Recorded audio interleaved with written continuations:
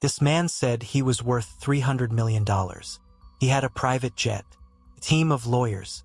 Even Elon Musk followed him. And somehow every word was a lie. In 2021, investors in Silicon Valley were throwing money at startups like candy at a parade. If you had the right pitch deck, you got millions. And this guy, he had the perfect story. His name was Ryan Cray, or at least that's what he called himself. He said he was the secret co-founder of a crypto startup that got acquired by PayPal. No one could find press releases, no LinkedIn, no record at all. And that should have been the first red flag. But instead of questioning him, investors lined up. He wore Tom Ford suits, quoted Sun Tzu, and told stories about billionaire dinners with Jack Dorsey. One VC gave him $6 million after a single lunch. Another wired $12 million after a Zoom call. Why?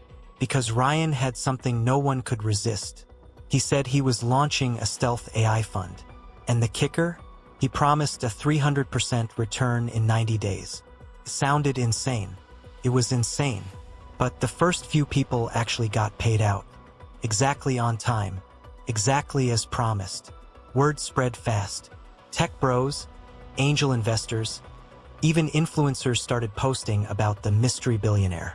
They called him the ghost of Silicon Valley. But no one knew who he actually was. Then came the first crack. A junior analyst at a VC firm ran a quick background check. No college records, no birth certificate, no passport in that name. And when they tried to call his office, the number led to a pizza place in Reno. They sent an email. It bounced. They called his assistant. She was on vacation, indefinitely. Meanwhile, the man known as Ryan Cray had vanished, and he'd taken over $38 million with him. But here's the wild part. 3 weeks later, he showed up again. Not in San Francisco, not in LA, in a tiny town outside Budapest, with a brand new name, a fake passport, and a whole new backstory.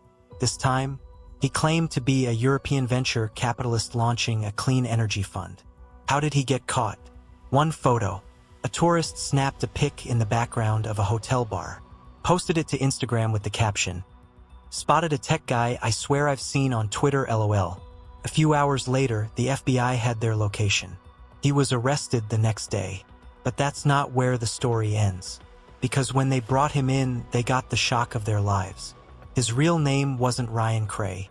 It wasn't even close. He was born Derek Kalman in 1987 in rural Missouri.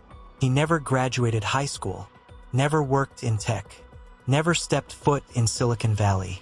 He was a former magician. Yeah, you read that right. He'd spent 10 years performing card tricks at casinos in Vegas. He knew how to read people, talk fast, fake confidence. He'd studied NLP, illusion tactics, even micro-expressions. He knew exactly how to build trust in 90 seconds.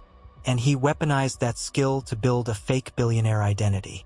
His entire operation, run off 3 phones, a rented LA office, and a team of actors he found on Craigslist. The lawyers? Hired performers. The assistant? A struggling actress from Burbank. The private jet? A photo shoot rental for $1,200 an hour. He didn't even know how to fly. And the money? Gone. All of it. Not in a bank account. Not in crypto. Investigators found one clue. A single receipt for a yacht rental in the Maldives. Dated 2 weeks before his arrest. He burned through $38 million in 6 months. And here's the worst part. Most of it was never recovered. But it gets even darker. Because while he was being held, the FBI found something else. A second identity, created before Ryan Cray. One with an even bigger scam. Different name, different city, same MO. And this time, the victims weren't investors. They were women. Multiple aliases. Fake engagements. Stolen money. One woman even sold her house. And she wasn't the only one. Now, prosecutors believe Ryan, aka Derek, may have run at least 4 separate long cons across 3 countries. Each one more elaborate than the last. So how did one man fool Silicon Valley? How did no one notice the red flags? And most terrifying of all, is he the only one doing this? Because a new tip just came in. A man matching his description was spotted last week in a luxury hotel in Tokyo, with a new face and a new name. When the FBI opened his second phone, they expected burner calls. What they found: a digital map with red pins in 5 different countries. Next to each pin, a woman's name, and beside each name, a dollar amount and a date. One was marked, Natalie, $850,000 gone. Another, Lucia, 600,000 euros waiting. This wasn't just a tech scam. It was something far more twisted. And the worst part? The map had a 6th pin, labeled Phase 3, activate April 2025. Investigators were stunned, because the more they dug, the more terrifying the pattern became. Ryan Cray, aka Derek Kalman, wasn't just a con man. He was building entire lives. Fake families, fake companies, fake foundations, all for one thing: control. Back in 2017, he met a 28-year-old heiress in Monaco. Let's call her Claire. She was worth $40 million, had a trust fund, lived alone in a glass mansion overlooking the sea. Within 3 weeks, he'd convinced her they were soulmates. Within 3 months, she'd transferred full financial power of attorney to him. They vanished together. Her friends thought she'd eloped. But a year later, Claire resurfaced. Alone, in a hospital, with no memory of the past 9 months. She had a scar on her abdomen, a new passport, and no access to her accounts. And the most disturbing part? She'd given birth. But there was no baby. Police chalked it up to a mental breakdown. They never found Derek. Until now. Because that same map on his phone had Claire's name too, along with a note: extraction complete, vessel unused, recycle identity. Now the FBI had a new theory. He wasn't just stealing money. He was harvesting identities. And he was using them to access dark web markets, blackmail databases, and offshore crypto vaults. Claire was just one of many. They traced his aliases back a full decade. At least 9 confirmed identities. Some ran hedge funds. Others worked as diplomats. One even posed as a UN peace negotiator in 2020, complete with fake security clearance. Each one perfectly crafted. Each one ending just before law enforcement caught up. But here's where it gets even crazier. Interpol found a voice memo buried in a secure app on one of his burner phones. It was addressed to someone named Elias. In it, Derek says, "I'm almost done here. Phase 3 starts in Tokyo. The girl is already in place. All I need is the key." What key? What girl? And who the hell is Elias? Meanwhile, back in California, one of his first investors comes forward. She's a retired biotech exec.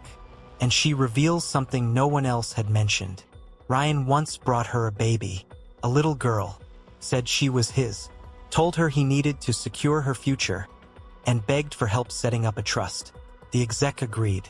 She wired $2.4 million to a numbered account in the Cayman Islands. She never saw the baby again. Now investigators believe he may have trafficked children across borders using fake birth certificates tied to his victims. And the worst part? The paper trail ends in 2024. No passports, no exits, no custody records. It's like the children vanished into thin air. So what is Phase 3? Who are the missing children? And who's the mysterious Elias that Derek kept referencing? The answers might be hiding in one last place. A safety deposit box in Osaka, registered under a name that hasn't appeared until now. Julian Crane. Inside was a single USB drive and one handwritten note.